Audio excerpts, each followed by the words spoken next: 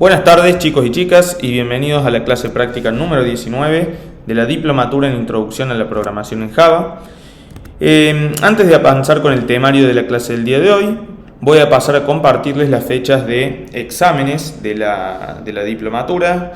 Muchos ya han estado preguntando cuáles eran las fechas, cómo eran la forma de inscripción.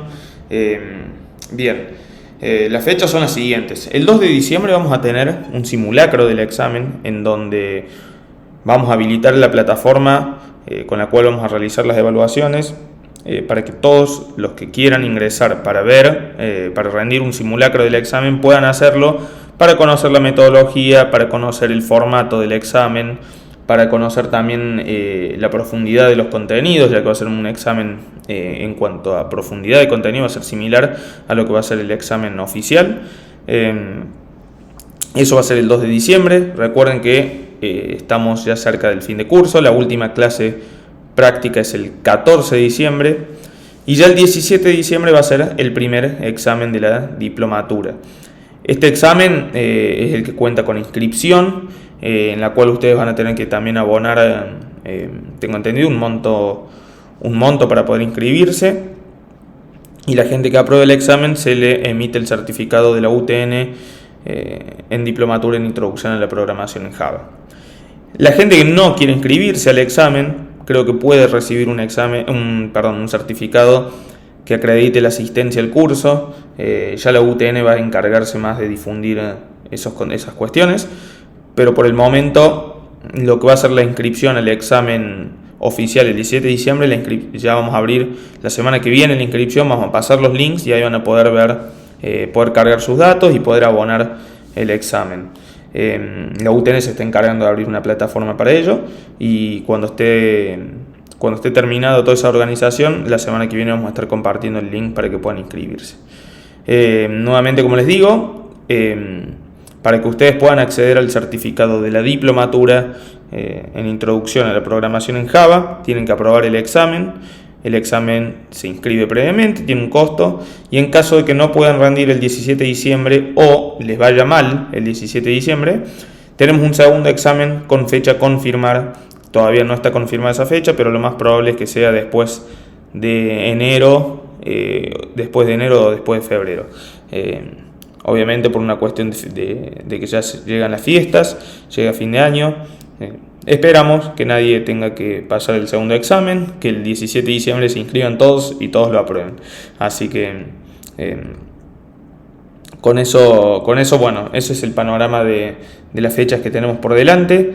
Nos quedan creo que 4 clases teóricas y 4 clases prácticas. Como les digo, el 14 de diciembre, el martes 14 de diciembre es la última clase teórica. El viernes 17 de diciembre es el primer examen. El 2 de diciembre es el simulacro del examen. Y luego a confirmar tenemos el segundo examen. Bien, eso por un lado. Ya vamos a pasar a lo que son los contenidos de la clase de hoy. Vamos a continuar un poco con excepciones, que nos quedó pendiente ver las palabras reservadas throw y throws. Son dos palabras reservadas que, si ustedes ven en el contenido de la clase anterior, van a ver que estaba detallado, pero no lo llegué a dar por una cuestión de tiempo. Vamos a ver también la segunda parte de fechas, local time y local day time, cómo formatear las fechas a un formato específico, como por ejemplo mostrar la fecha en un formato latinoamericano, etc. Y luego ya vamos a hacer una introducción a JUnit. JUnit es un framework de testing de Java que nos sirve para realizar testing unitarios. Vamos a ver la definición de testing unitario y vamos a realizar algunos casos de prueba breves para que puedan más que nada ver cómo funciona. Se va a ver muy por encima, no es mi intención abordar mucho en el tema de testing, ya que la diplomatura es en introducción a Java, así que por el momento vamos a ver esto, una introducción. Recuerden que testing dentro de la industria es un área inmensa, es una rama más de la industria. Tenemos posiciones de testers, o sea, si alguien quiere dedicarse al testing puede ser un tester y dedicarse justamente a hacer las pruebas para los sistemas, para el software. Así que, como es una rama tan inmensa, solamente vamos a realizar una introducción. Vamos a hacer algunos casitos de pruebas chiquitos para que vean cómo funciona JUnit y sobre eso vamos a cerrar esa parte. Eso por un lado. y bueno, ya llegando al final de la diplomatura nos va a quedar algunos temas pendientes como HTML, CSS, JavaScript, también tenemos Spring Framework, un poco de introducción teórica a lo que es el modelo cliente-servidor. Con respecto a lo que es HTML, CSS y JavaScript, como es desarrollo web, solamente vamos a ver algunas cuestiones muy básicas, quizás hasta teórico. No vamos a avanzar tanto en la práctica porque obviamente la diplomatura es en introducción de Java, pero bueno, algún que otro ejemplo veremos para que vean cómo funciona el modelo cliente-servidor, cómo el desarrollo web por un lado y el servidor por otro, mejor dicho, lo que es el front-end y el back-end, se comunican entre sí, pero no más que eso. Así que bueno, chicos, eso es más o menos el roadmap que tenemos de acá hasta el 14 de diciembre. Recuerden que el 2 de diciembre está el simulacro y más sobre la fecha vamos a proceder a habilitar la plataforma para que todo lo que quieran hacer ese simulacro puedan hacerlo. Y ya también la semana que viene les estaremos compartiendo los links de inscripción al examen. Muchas gracias, chicos, y arrancamos con excepciones.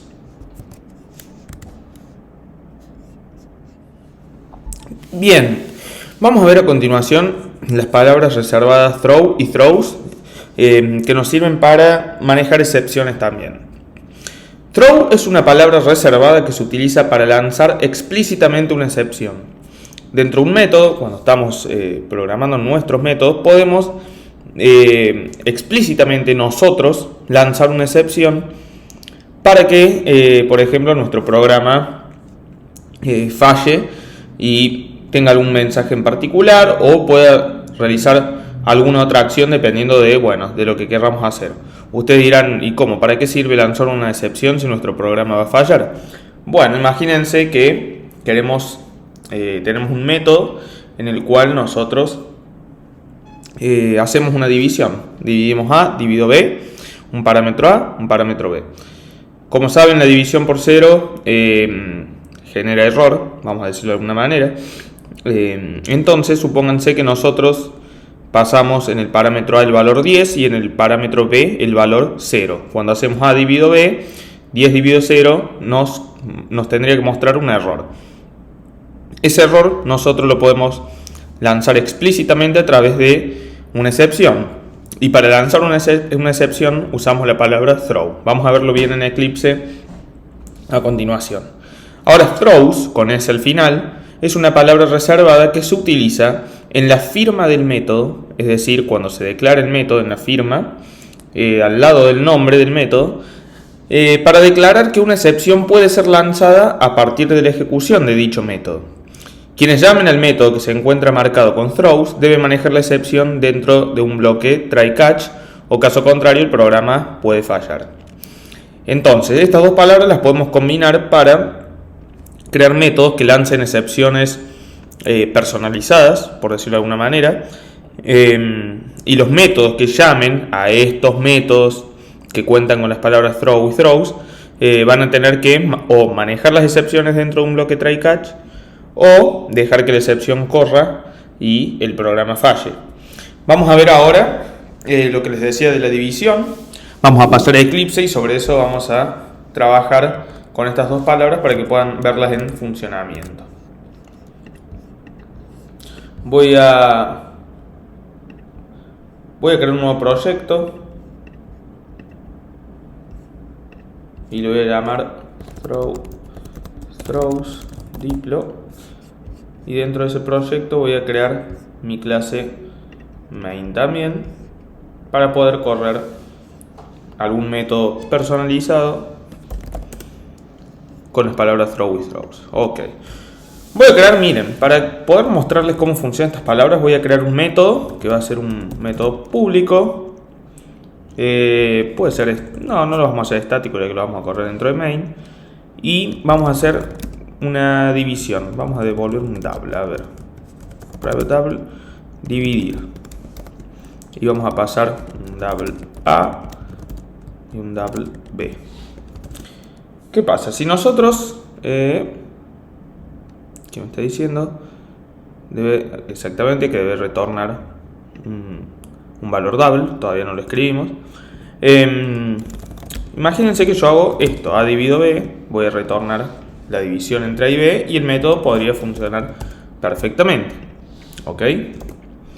Pero ¿qué pasa si yo quiero chequear que B sea distinto de 0 porque mi calculadora que estoy diseñando no admite la división por 0? Es decir, yo quiero mostrar un número. Recuerden que un número dividido 0 es infinito. Si ustedes incluso van a la calculadora de Google y ponen 10 dividido 0, por ejemplo, les va a dar infinito. Pero nosotros no queremos mostrar ese infinito, sino queremos hacer como las calculadoras tradicionales que muestran un error.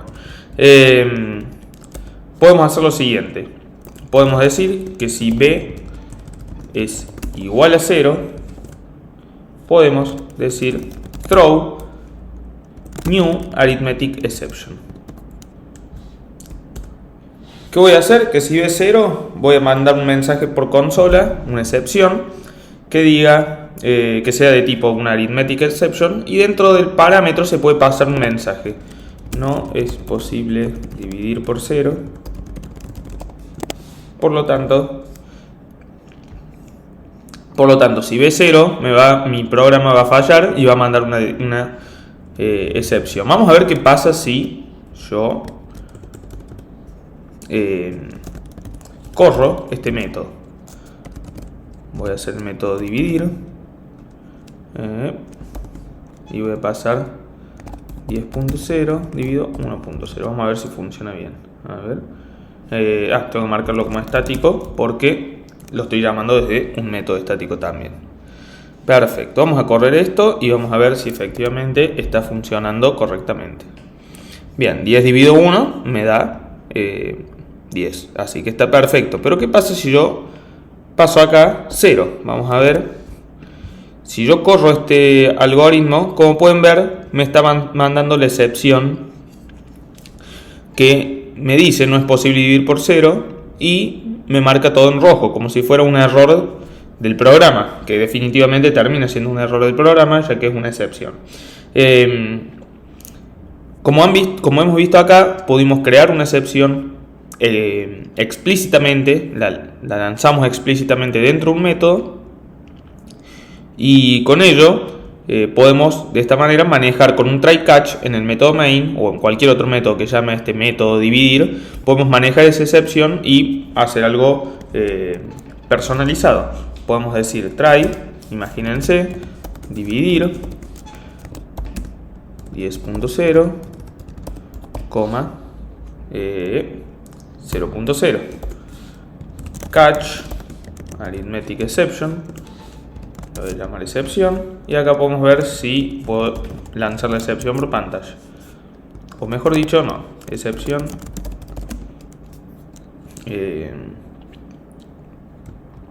excepción dentro del try catch. Vamos a llamarlo así y voy a volver a correr este método. Como pueden ver, ahora no me está mandando la excepción, ya que la estamos agarrando dentro de nuestro try catch. Cuando nosotros agarramos esta arithmetic exception, podemos dividir el flujo del programa y mandarlo hacia otra rama, por decirlo de alguna manera, y podemos modificar el comportamiento. Entonces, como hemos visto, la palabra throw nos permite manejar excepciones de manera explícita a partir de nuestra lógica. Como por ejemplo en este método dividir, lo que estamos haciendo es chequear que si mandamos estamos mandando un parámetro, el B en 0, al no poder dividir A por B, estamos mandando una excepción personalizada con un mensaje personalizado que nos dice no es posible dividir por 0. Voy a ver si puedo mostrar mi excepción dentro del catch. Como pueden ver, ¿qué pasa si yo imprimo la excepción por pantalla? Como pueden ver, si yo imprimo la excepción por pantalla, me dice que no es posible dividir por 0. Estoy mostrando el objeto de la excepción. Si yo hago el getMessage, obtengo el string del mensaje, es decir, este mensaje que estoy pasando por parámetro, lo puedo obtener utilizando mi excepción.getMessage. Entonces yo puedo manejar la excepción de una manera más personalizada, de una manera más ágil, y de esa manera ir manejando los errores de mi programa. ¿Qué pasa? Como hemos visto, acá estamos mandando una excepción. Entonces, si el usuario pasa por valor 0 en el B, nos va a dar el error. Pero el editor no nos está mostrando en ningún momento nos está mostrando que este método puede lanzar una excepción. Yo voy a marcarlo ahora con throws en la firma. Recuerdan que la palabra era para marcarlo. Y voy a decir que este método lanza una arithmetic exception. Y miren qué pasa si yo ahora en el método main llamo a mi método dividir. Voy a hacer 10.0 dividido 0.0 y voy a guardarlo. En este caso, ahora me dice que si yo chequeo el método, me dice, mira, este método lanza una excepción aritmética, así que tené cuidado y trata de ponerla dentro de un try catch. El editor ya me está diciendo, cuando yo marco el método, cuando paso el cursor por encima, que mi método efectivamente lanza una excepción. Entonces, este método puede lanzar una excepción y yo como programador, si lo estoy llamando, tengo que efectivamente manejar esa excepción. Si no la manejo, va a lanzar el error y va a pasar lo que están viendo en pantalla, el mensaje que me dice que no es posible dividir por 0 y se acaba ahí la ejecución del programa. Si yo lo incluyo dentro de un try catch, dentro de ese try catch podemos manejar la excepción como querramos. E incluso podemos ver, voy a crear un método, un array list de integer que sea,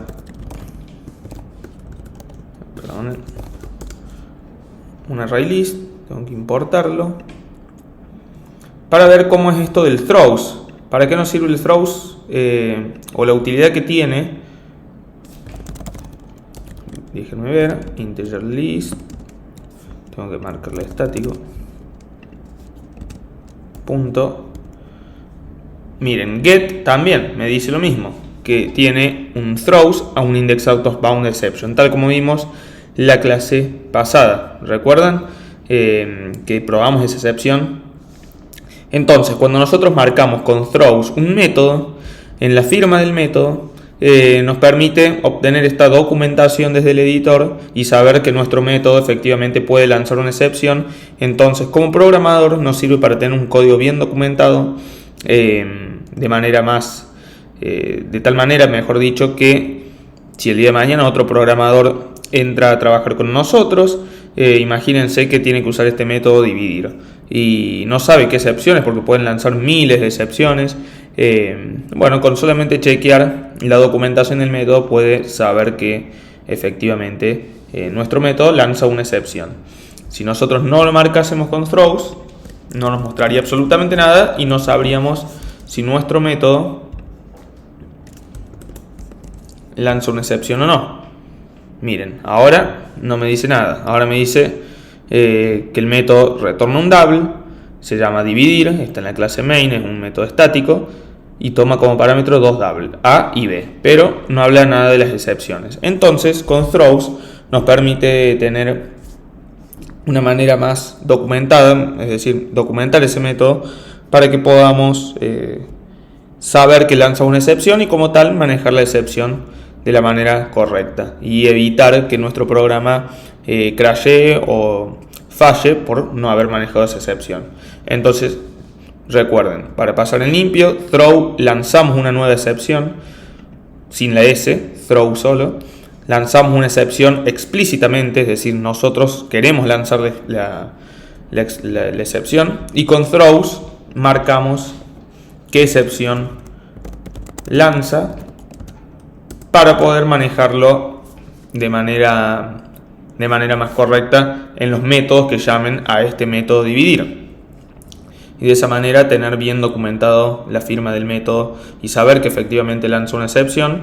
Entonces nos sirve para que todos los programadores que vengan y vean este método dividir sin saber qué es lo que hace propiamente el método, es decir, con solo leer la firma ya saben que lanza una excepción y como tal deben manejarla dentro de un try catch para evitar la falla del sistema, la falla de nuestro algoritmo. Así que con eso, chicos, damos por finalizado lo que son excepciones. Son palabras muy sencillas, throw y throws. Creo que queda bien en claro cómo funcionan. Y ahora vamos a pasar al segundo tema de hoy, que es local time y local date time, las dos clases de fechas que nos quedaron pendientes de la semana pasada. Gracias, chicos. Vamos a avanzar con la segunda parte de fechas. En primer lugar, voy a hacer la introducción en las diapositivas y después nos movemos a Eclipse para trabajar con las distintas clases de las fechas. La clase pasada habíamos visto local date. Ahora vamos a ver local time y local date time. Local time representa una hora sin fecha. Recuerdan, local date era fecha sin hora. Se puede crear también utilizando los mismos métodos que habíamos visto en la clase pasada con local date. El método now, que nos devuelve en este caso la fecha actual o la hora actual si usamos local time. Parse, para pasar el string. Y el método of, que podés pasar los componentes por parámetros. De la misma manera que con local date. Local date time también representa una fecha con hora. De la misma manera que local date y local date time se puede crear utilizando el método now, parse y of. Y después vamos a ver la clase dateFormatter, que es una clase que nos permite formatear la hora de acuerdo a un formato personalizado. Para este formato se deben utilizar los símbolos que nos proporciona la documentación de dateFormatter. Acá tenemos un ejemplo. Imagínense que queremos mostrar todas las fechas con un formato en particular, como por ejemplo con las barras en vez de los guiones, o algo más avanzado, como por ejemplo el que estamos viendo acá en pantalla, que dice hoy es, tenemos una letra D, después tenemos el string D, la letra M, del, 4Y, y son las HH horas. De esa manera, estas letras D minúscula, M mayúscula, las 4Y, las 2H en minúscula, son símbolos que nos proporciona la clase dateFormatter, en donde se van a reemplazar por los componentes que nosotros querramos poner en el string que armemos para formatear la fecha. Algunos de los símbolos son los siguientes. Está en la documentación de Java, en la clase DateTimeFormatter, en donde tenemos el símbolo G. La G mayúscula significa la era. La presentación, bueno, es con texto. Ejemplo, AD, Anno Domini y la A mayúscula. Después tenemos muchísimos símbolos que nos representan. Por ejemplo, la A minúscula nos representa, si la ven acá en el tercer bloque de símbolos, AM, PM del día, nos devuelve si la hora es en formato AM o PM. Y de esa manera, con todos estos símbolos podemos mezclarlos y trabajar y armar una string que cumpla el formato que nosotros deseamos. Vamos a ver en Eclipse a qué hacemos referencia con esto. Yo acá ya tengo creada mi fecha. Voy a borrar este try catch que por ahora no me va a servir. Lo habíamos probado la clase pasada para probar qué pasaba cuando formateamos una fecha o cuando creamos una fecha y en los componentes pasamos, por ejemplo, un mes inexistente, un día inexistente. Pero por ahora lo que les voy a mostrar es lo siguiente. Vamos a ver la clase localDateTime en funcionamiento con el formato.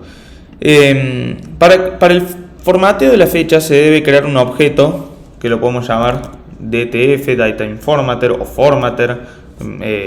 Generalmente la nomenclatura es, por ejemplo, DTF, que significa DateTimeFormatter. Es una nomenclatura para identificar la variable en donde se va a almacenar el formatter. Este formatter recibe un patrón de esta manera. Se crea el objeto DTF, DateTimeFormatter, que es igual a DateTimeFormatter, punto, y ahí en OffPattern se le pasa el patrón que nosotros queremos.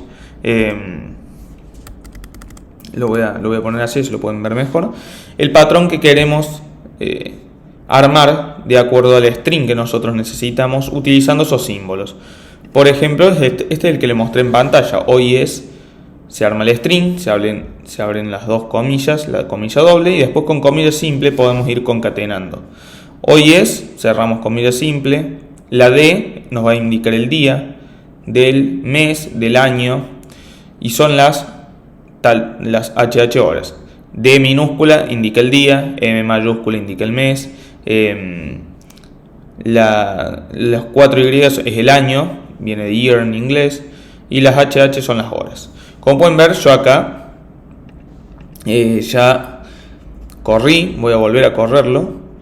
Yo acá lo que hago es armar un day 3, una variable que sea, por ejemplo, today.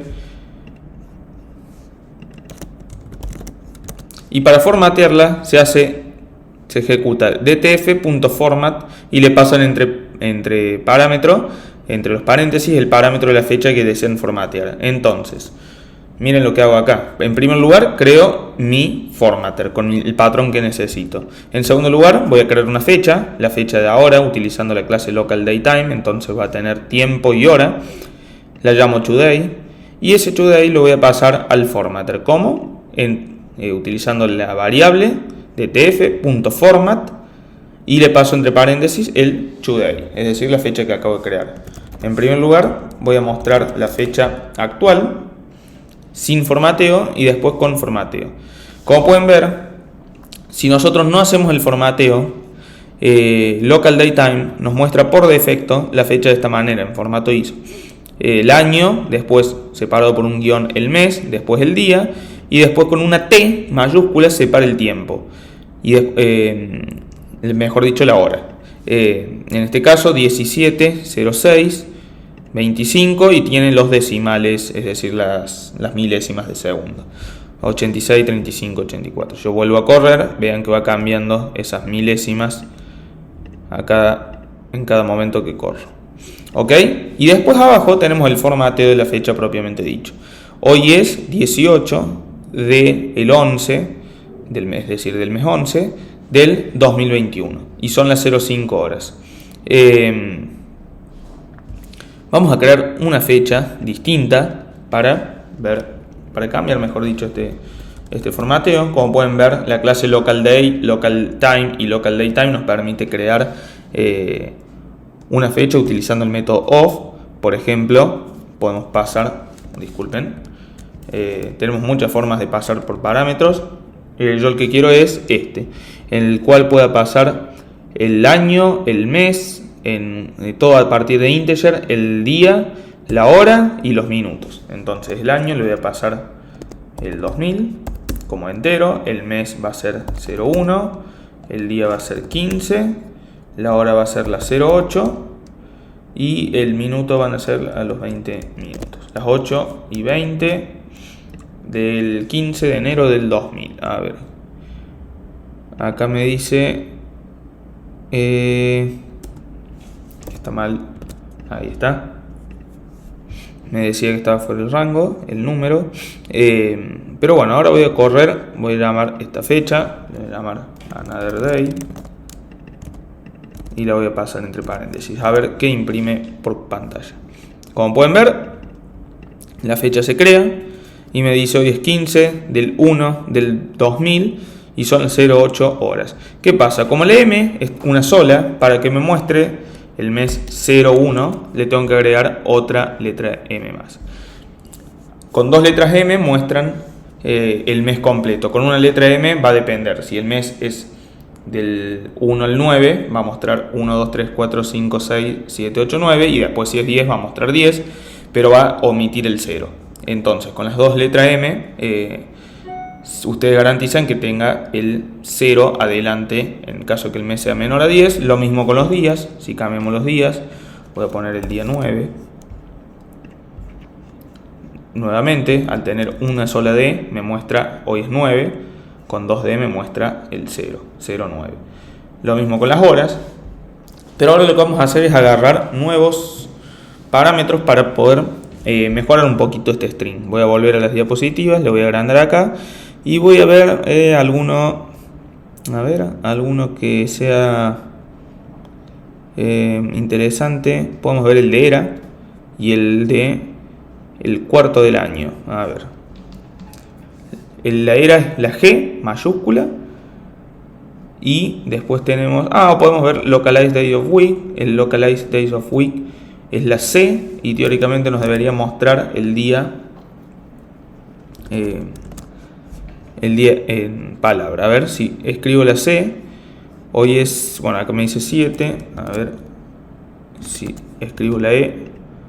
Hoy es 7. Si escribo barra EC, me dice que hoy es 7/7. En este caso debe depender del idioma en el cual está configurado la computadora, pero voy a probar a ver con las Q, los quarter of year. Exactamente, esto me da el... Vamos a volver así y lo vamos a poner. Vamos a armar bien esto. Primer cuarto, mejor dicho, cuarto del año. Cuarto del año, 2 puntos, y le paso la Q mayúscula. El cuarto del año es el primero porque es el mes de enero. Si yo cambio el mes y le pongo 12, debería mostrarme el cuarto del año. Muy bien. Después vamos a ver algún otro. La era, la G mayúscula. A ver, tenemos era, 2 puntos. Y pasamos la G mayúscula fuera de la string de comillas simples. Y tenemos la era año domini, es decir, AD. Perfecto. Como pueden ver, pasando estos parámetros fuera del string de comillas simples, la clase Data Informator sabe que esos parámetros se tienen que reemplazar por los componentes de la fecha. Nuevamente podemos pasar la A ver, el AMPM. Son las 8 AM horas, está perfecto. Si pueden ver, con H estamos recibiendo, las H minúsculas nos dan las horas del 1 al 12 en AMPM. La K mayúscula nos da la hora en AMPM, pero de 0 a 11, y la K minúscula nos da la hora de AMPM de 1 a 24. Y la H mayúscula nos da la hora de 0 a 23. Como pueden ver, cada símbolo tiene su formato de hora ya predefinido y tenemos que utilizarlo, leer estos símbolos, interpretarlos y saber cómo utilizarlos en nuestro string, en nuestro formateo de string. La E mayúscula es la que me da el day of week. A ver si puedo pasarlo a texto. Ahí está, hoy es 9, hoy es sábado, lo voy a poner al revés. Hoy es sábado 9 del 12, vamos a ponerle del mes, así lo podemos ver mejor, del mes 12 del año 2000. Son las 08 AM horas. El cuarto del año es el 4, es decir, estamos en el último cuarto del año, y la era es año domini. Como pueden ver, miren el string que hemos armado. Lo voy a agrandar, así pueden interpretarlo por su cuenta. Tenemos comillas dobles, empieza el string. Comilla simple es para identificar la parte del string que va a ser texto de la parte de los parámetros de Data Informator. Tenemos que hoy es la primera parte del string, después pasamos la E mayúscula, que como nos dice los símbolos de Data Informator, identifica el día, en este caso está abreviado, pero al día en texto, viernes, sábado, domingo. Las 2D nos dan el día en número, después abrimos nuevamente comilla simple para pasar otro texto, un string fuera de los parámetros que dice del mes.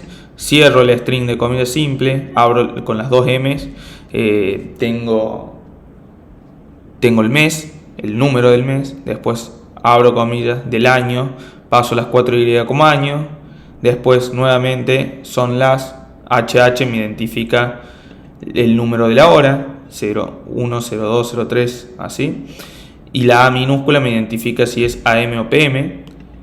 Después nuevamente abro este string simple con horas, después, el cuarto del año, que se identifica con el parámetro de la Q mayúscula, y la era con la G mayúscula. Como pueden ver, he armado un string que mezcla el texto común y los parámetros de Data Informator. Acá estamos usando los parámetros, la E mayúscula, las D, las 2D, las 2M, las Y que identifican al año, las H que identifican a las horas, la A que identifica AM o PM, la Q que identifica el cuarto del año y la G que identifica la era. Como pueden ver, en esta tabla están los símbolos y de esta manera ustedes pueden saber qué símbolo utilizar para mostrar la fecha del formato que ustedes quieran, ¿no? Si lo queremos llevar a algo mucho más simple, podemos hacer el formato común, el formato, digamos, argentino o latinoamericano, como quieran llamarlo, que puede ser así: con barras, y el tiempo tenemos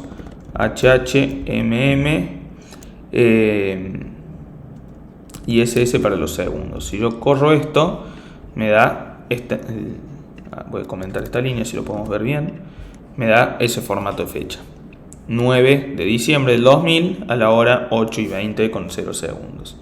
De esa manera, incluso si quieren podemos hacer para los segundos, podemos crear un local time que sea hora, y lo voy a llamar local time.off, y le voy a pasar la hora, los minutos y los segundos. Entonces quiero a las 10, a los 0,5 minutos, a los 26 segundos, y después voy a crear, por otro lado, puedo crear la fecha, que va a ser localDate.now, y el localDateTime voy a poner fecha y hora, lo voy a llamar fecha y hora, y lo voy a llamar a partir, miren, puedo pasar como parámetro el local date y el local time, y lo que hace es combinar a los dos. Local date va a ser fecha, local time va a ser hora. Entonces de esa manera mi fecha y hora queda armado a partir de la hora personalizada que yo quiero y la fecha actual. Es decir, esto me tendría que devolver 18 de noviembre, que es el día de hoy, pero a la hora 10 de la mañana, 05 minutos, 26 segundos. Vamos a ver si efectivamente me devuelve eso, y efectivamente me devuelve lo que he armado. Como pueden ver, chicos, es bastante sencillo manejar las fechas. Tienen que jugar un poco con los métodos, con los parámetros, con los si lo quieren formatear, tienen que jugar con esos símbolos que van en el string, y con eso pueden ir armando el formato de fechas que deseen. Es bastante sencillo, nuevamente, como les digo, y con ello pueden, por ejemplo, tener estos strings, o mejor dicho, tener las fechas como parámetros o atributos de sus clases, y después tener un datetime formatter estático en una clase útil, por ejemplo, al cual ustedes pueden llamar, y de esa manera van a tener coherentemente sus fechas estandarizadas a lo largo de todo su sistema, su software. Para eso nos sirve el datetime formatter, para que cuando mostremos las fechas tratemos de mostrar siempre la misma forma estandarizada. Entonces, cuando creamos la fecha, llamamos nuestro formatter, la formateamos, y con eso mostramos la fecha en la interfaz de usuario de una manera entendible justamente para el usuario final. Y dentro del software los podemos manejar a los atributos de, por ejemplo, fecha de nacimiento, lo podemos manejar con un local datetime. Como saben, el local datetime pueden pasarlo, armarlo, mejor dicho, con los parámetros enteros, pasando el año, el mes, el día, la hora, los minutos, los segundos. Y de esa manera nos queda separado lo que es el formatter, o sea, todo lo que es el string que se muestra al usuario final del tipo de dato de Java propiamente dicho. Entonces de esa manera nos queda todo mejor organizado. Y después, cuando por ejemplo tienen que hacer alguna petición, alguna API o lo que sea, pueden mandar el string también formateado en formato ISO, ya que es uno de los formatos que más se usa para comunicarse con otros sistemas. Así que de esa manera pueden manejar las fechas de una manera coherente en todo su sistema. Como les digo, bastante sencillo, no hay mucha historia, no hay mucha vuelta que darle. Es cuestión de jugar un poco con las clases y con los formatters. Con eso, chicos, vamos llegando ya casi al final de la clase. Vamos a hacer la introducción a JUnit, al testeo unitario, y vamos a ver si alcanzamos a desarrollar algún caso de prueba o lo dejamos para la clase que viene. Bueno, chicos, para finalizar la clase de hoy vamos a ver testing unitario. A grosso modo, vamos a verlo muy por encima, pero vamos a ver cómo funciona, algunos principios básicos y algún caso de prueba también básico para que puedan entender cómo es el testing de nuestros sistemas. El testing unitario implica probar unidades de código o componentes. El propósito es validar que cada pieza de código se comporta de la forma esperada. En lo que es todo lo que es testing, el proceso de testing, hay varios niveles. Tenemos unitario, de integración, de aceptación, de sistema, de performance, etc. El unitario es el de más bajo nivel, ya que implica testear propiamente el código, los métodos, piezas de código aisladas. El testing de integración, por ejemplo, lo que implica es probar esas piezas de código en conjunto. Por ejemplo, cómo se comporta en tres clases en conjunto. Pero el testing unitario implica probar métodos, como les puedo decir, clases únicas, es decir, aisladas del resto. La integración es un nivel más avanzado. Después tenemos otros testing como de aceptación, de integración de sistema, que ya implica probar el sistema tomándolo como un todo, es decir, a todo el sistema una vez ya compilado. Hay muchos niveles. En lo que nos vamos a enfocar es el unitario ahora, que es el de más bajo nivel, que implica testear componentes de código, métodos, alguna clase única, singular, sin integrar, es decir, cuando ya estamos testeando varias clases, se está hablando de integración porque estamos integrando muchos componentes de código. Nos permite encontrar errores en fases tempranas del desarrollo del software. Ese es uno de los propósitos. ¿Para qué nos sirve hacer testing unitarios? Bueno, es justamente para eso, para encontrar errores en fases tempranas del desarrollo del software. También nos permite entender cómo funciona el sistema. Muchas veces cuando quizás entramos a trabajar en algún proyecto nuevo, ir a los casos de prueba de testing nos sirve para entender el dominio del sistema. Y a partir de ello, bueno, podemos ir viendo si esos casos de prueba se corren exitosamente. Podemos ir entendiendo mucho mejor cómo funcionan las piezas de código que otros programadores han programado, ¿no? Puede ser automático o manual.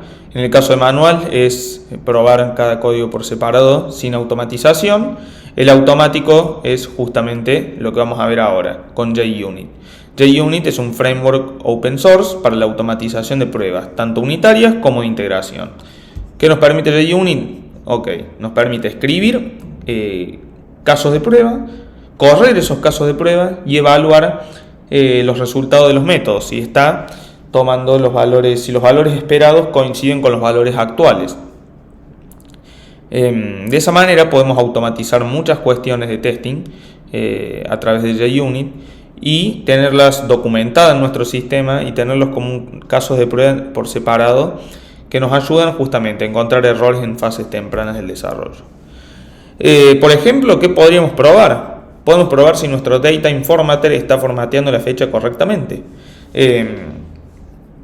Nosotros tenemos nuestro Datetime Formatter que hemos creado en la clase main, pero queremos probar si está funcionando correctamente. Es decir, si yo paso una fecha al Datetime Formatter, yo voy a esperar una string, ¿ok? Voy a esperar una string. Entonces yo puedo decirle a JUnit, para que el caso de prueba sea exitoso, el string que espero tiene que ser el actual, es decir, el que me va a devolver el Datetime Formatter. Ahora lo vamos a ver en Eclipse bien. Para ello se utilizan los asserts, para chequear los resultados de los casos de prueba. Los asserts son como métodos de JUnit que nos permiten chequear, por ejemplo, si los resultados son iguales o distintos. Esta es una clase básica de testeo, de test case, un test case.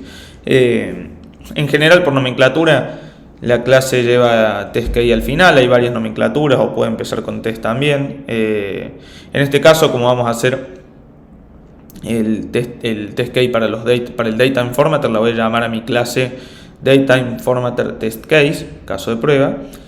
Y adentro va a tener un método, en este caso un void, donde va a tener el nombre, el método, y se lo va a marcar con la notación @test arriba. Dentro del método podemos tener nuestra lógica y al final podemos tener, por ejemplo, un assert equals. El assert equals lo que hace es evaluar si los dos valores estos son iguales, el valor esperado con el valor obtenido. El valor esperado sería, por ejemplo, el string a mano que vamos a pasar, y el valor obtenido sería el valor que nos devuelve, por ejemplo, el data informator o cualquier otro método. Entonces, de esa manera podemos correr muchos casos de prueba y ver si nuestro software está funcionando correctamente, si nuestras piezas de código funcionan correctamente. Vamos a movernos a Eclipse y les voy a mostrar cómo funciona el caso de prueba. ¿Ok? Bien, yo he creado un paquete que se llama test y acá dentro voy a crear mi primer caso de prueba. Para ello tengo que ir a clic derecho, New, y crear un JUnit Test Case. Al menos así es en Eclipse. Acá puedo poner cualquier nombre. En general la nomenclatura nos dice que tiene que ir con Test Case al final, así que podría probar. En este caso lo que voy a probar yo es mi Data Informator, ¿ok? Data Informator Test Case. ¿Cuál métodos quiero crear? Puedo poner el setup. El método setup es un método que nos permite inicializar variables antes de ejecutar los casos de prueba. Le voy a dar OK y me va a crear esto. Acá tengo dos métodos. En primer lugar, el setup, el método que creé a propósito, donde voy a inicializar mis variables. Y después el método test, ya los que están marcados con test, son métodos, mejor dicho, son las pruebas en sí, los casos de prueba en sí, que son los que se van a evaluar. Como yo quiero probar mi Data Informator, yo tengo que de alguna manera meter mi Data Informator acá dentro en esta clase de prueba. Por lo tanto, yo voy a crear como una variable el Data Informator. Voy a ver por qué me debe estar diciendo que no lo tengo importado. Lo voy a copiar mejor de acá.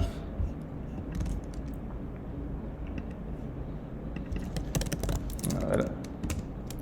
Data Informator, ahí está, Java no está importado. Y lo voy a inicializar en mi variable DTF. Esta variable DTF, miren, el método setup nos permite ejecutar antes del caso de prueba e inicializar esas variables. El @before each, esta anotación que tenemos acá arriba en este método void setup que throws exception, es decir, que lanza una excepción, nos dice que antes de cada caso de prueba se va a ejecutar ese método. Los casos de prueba en sí están marcados con @test y en general sus métodos empiezan con la palabra test. Por ejemplo, yo lo que quiero probar, quiero hacer un caso de prueba que evalúe si el Data Informator efectivamente me está formateando la fecha con este formato, con el formato de barras. Entonces yo voy a llamar a mi caso de prueba test day o test DTF con barras. Quiero que mi caso de prueba evalúe si el Data Informator efectivamente está lanzando el string, está devolviéndome el string con el formato en barras. O en barras o el formato, el nombre que les quieran poner. No sé si es formato latinoamericano, pero en fin.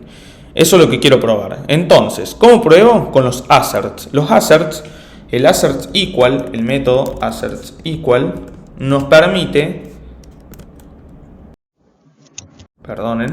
El método assert equal nos permite tomar un valor esperado, es decir, el valor resultado, digamos, que esperamos, y el actual.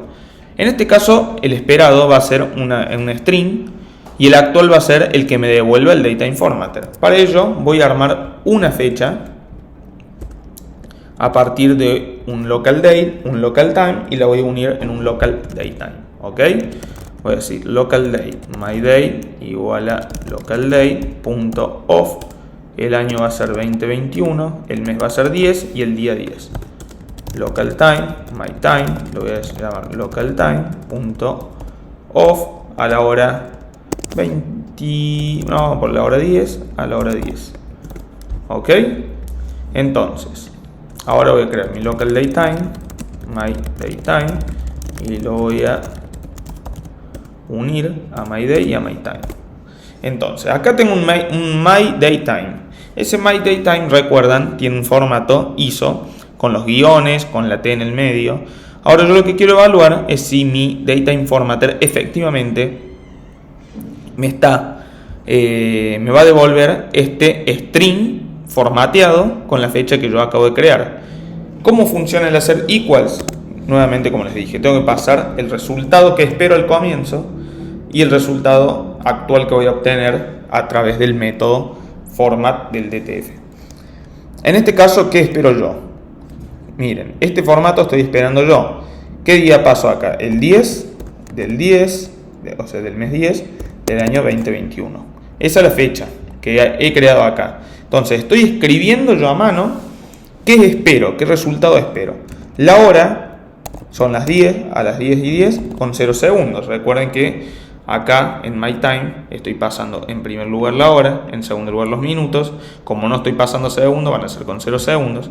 Y nuevamente, My Day, estoy esperando 2021, 10-10. Estoy pasando el día 10, el mes 10 y el año 2021. Si yo en mi cabeza agarro esta fecha y la formateo en mi cabeza, me tiene que devolver este string. Entonces, el método DTF me tiene que devolver esto, porque esto es lo que estoy buscando. Este es el formato de fecha que es el resultado, el formato de fecha que estoy buscando. Entonces, como este es el valor esperado, yo ahora a JUnit tengo que decir, ok, compáralo con este valor, con el del DTF, format myDateTime. Si myDateTime me devuelve lo mismo que esto, el test va a pasar, es decir, va a estar aprobado. Si no, va a fallar. ¿Cómo puedo hacer para correr esto? Simple. Corro en el botón play. ¿Qué hace JUnit por detrás? Agarra y corre todos los tests que estén marcados con test. Y inicializa primero la variable DataInformatter, la crea con este patrón. Y entonces con eso ya puedo hacer mi evaluación. Voy a correrlo.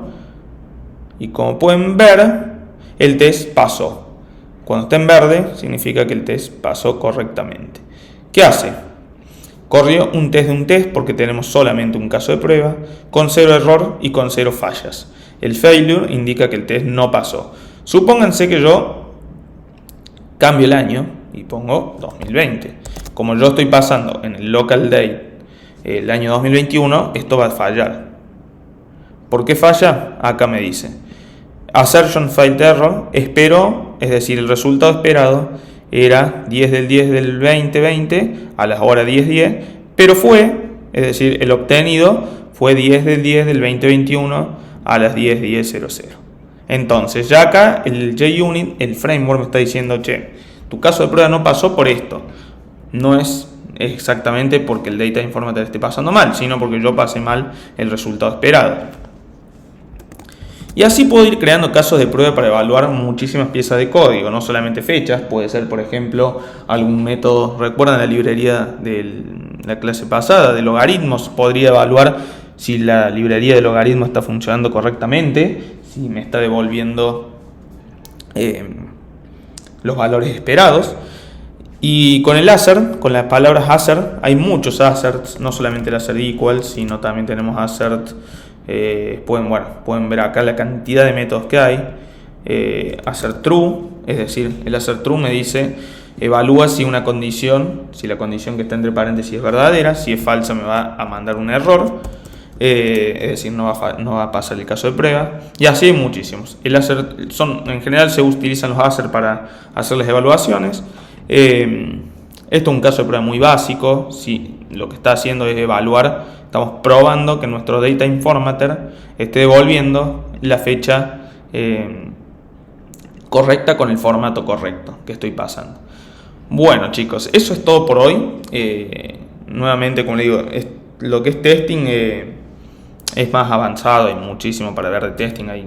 Recuerden que hay profesionales que se dedican al testing. Entonces nuestra idea obviamente no va a ser profundizar, pero sí ya tienen una base y saben que existe un framework para Java que se llama JUnit, que permite escribir casos de prueba en clases para automatizar, es decir, para automatizar esas pruebas. Entonces de esta manera automaticé mi prueba de mi DataInformatter. De esa manera sé que el DataInformatter del sistema está funcionando bien y está devolviendo el formato de texto deseado. Bueno, chicos, nos vemos en la clase que viene. Muchas gracias por estar presente hoy. Ya estamos llegando al final nuevamente. Y recuerden, tienen las fechas de examen al principio del video. Y ya la semana que viene estaremos abriendo la inscripción para el examen oficial. Muchas gracias, chicos. Cualquier consulta en el chat de YouTube o en el correo de la diplomatura.